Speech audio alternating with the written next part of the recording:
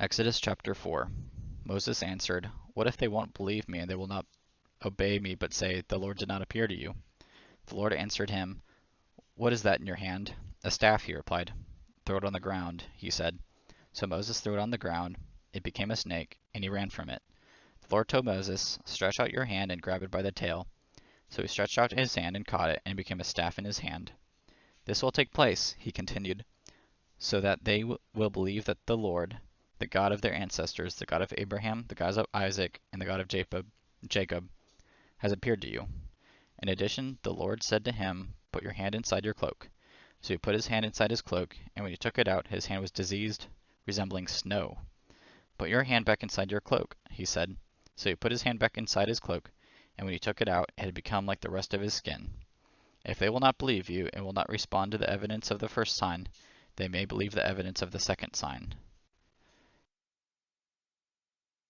And if they don't believe even these two signs or listen to what you say, take some water from the Nile and pour it on the dry ground. The water you take from the Nile will become blood on the ground.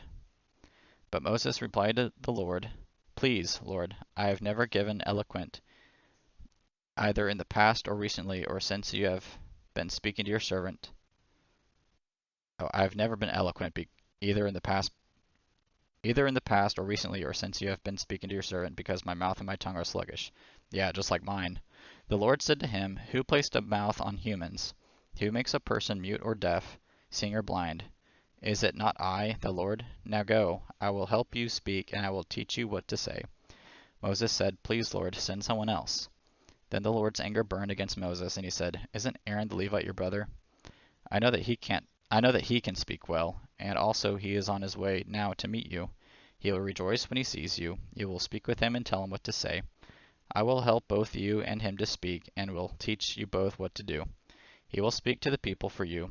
You will serve as a mouth for you, or he will serve as a mouth for you, and you will serve as God to him. And take his staff in your hand that you will perform the signs with."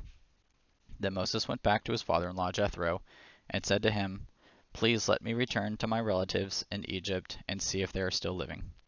Jethro said to Moses, "Go in peace." Now in Midian the Lord told Moses, "Return to Egypt, for all the men who wanted to kill you are dead." So Moses took his wife and sons, put them on a donkey, and returned to the land of Egypt. And Moses took God's staff in his hand. The Lord instructed Moses, "When you go back to Egypt, make sure you do before Pharaoh all the wonders that I have put within your power. But I will harden his heart so that he won't let the people go. And you will say to Pharaoh, 'This is what the Lord says: Israel is my firstborn. I told you, let my son go, that he may worship me, but you refuse to let him go. Look, I am about to kill your firstborn son.'"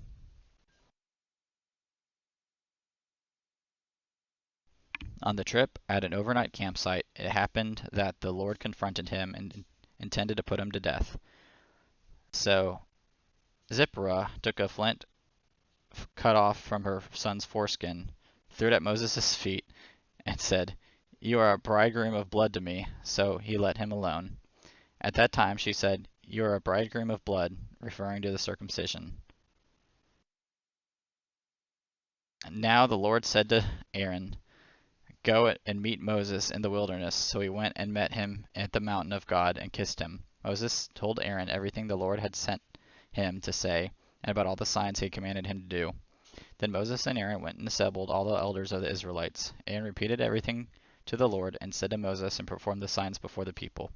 The people believed, and they heard that the Lord had paid attention to them, and that they had seen their misery. They knelt low and worshipped.